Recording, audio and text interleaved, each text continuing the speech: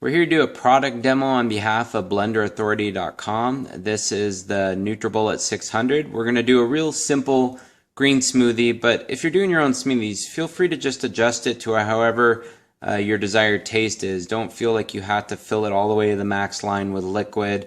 You can add or subtract liquids to make it sweeter or less sweet. And really the main philosophy is just to try and have half greens, a little scoop of fruits, and then add your proteins on top, and then add liquid to desired consistency, and just don't overdo it with sugary ingredients. So what we have here is, first we're going to grind some flaxseed. I've already showed how to grind flaxseed with the Nutribullet using either the main extractor blade or the flat milling blade. Both work fine at grinding flaxseed with any of the models, but I'm just going to do this here because I have it convenient. With flaxseed, you don't want to grind too much whole flaxseed because once you grind it, it can go bad. You want to store it in the refrigerator, so I usually just do like a cup at a time and store it in the refrigerator. So you just stick it in the blender.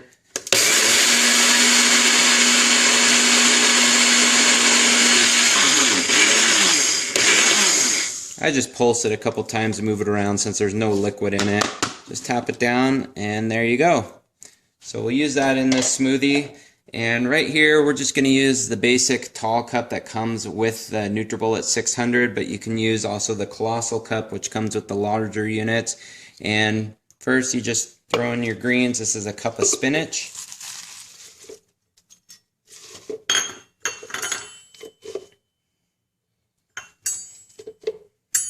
I'm going to add in a banana.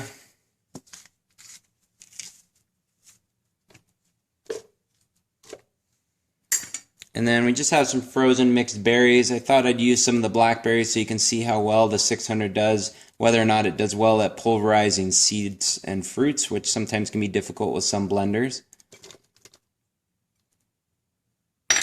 And then for the proteins, I'm going to add, flaxseed isn't the main source of protein, but I'm going to add about 2 tablespoons there of flaxseed, and I like to use the hemp protein.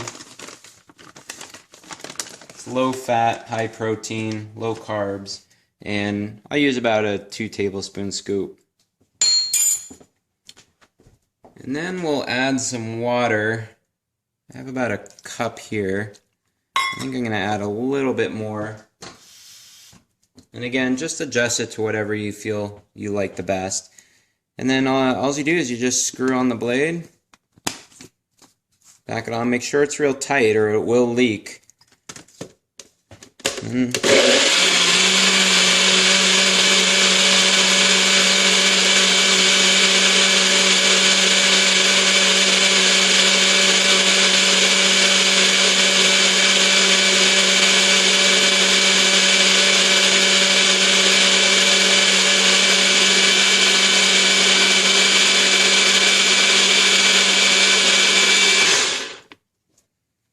Now, I've seen a lot of people talk about how long you need to blend it for and whatnot. I've done it so many times, I just don't time it. And to be honest, I never really did time it. You just adjust it based on what ingredients you're using. If you're not going to use a lot of liquid and you like your smoothies thicker, or you're going to make a smoothie bowl, then you might have to stop it, pulse it, move the ingredients around because it's thicker. Also, some ingredients like bananas or avocados will make your smoothie thicker. But generally you can just tell by seeing the ingredients as they're moving around in the container. So here we go. We're just going to pour it through a strainer, and I'm just going to show you. And again, I didn't blend it very long. They say you can do it up to 60 seconds. That was probably about 20 seconds. And you can see it's pretty fine. It did pretty well with the blackberries and the seeded fruits. And then you can either drink out of the container or not. I generally don't drink out of the container, so I'm not that concerned about having the various lids and cups and whatnot. I pour it into a to-go cup on my own.